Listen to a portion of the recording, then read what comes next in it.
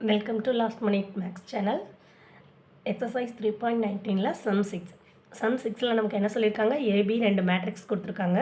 அது வந்து காம்படிட்டிவ் ப்ராப்பர்ட்டியை சாட்டிஸ்ஃபை பண்ணுதுன்னு சொல்லியிருக்காங்க.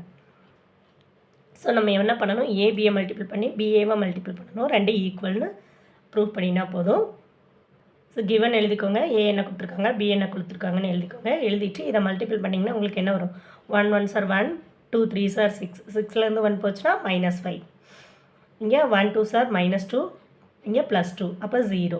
அதே மாதிரி 3 1s are 3, -3 0, 3 2s are 6, 1 1s are 1, 6லேருந்து -1 போச்சுன்னா -5. அதே மாதிரி உங்களோட பிஏ என்ன, பிஏ இங்கே ஸ்டெப்ஸ் போடுங்க, மல்டிபிள் பண்ணி ஆட் பண்ணி காமிங்க. உங்களோட பிஏவும் என்ன வரும், 0 -5 0 0 -5 வரும். ஸோ ரெண்டுமே equal. So AB is equal to BA. Competitive property is satisfied.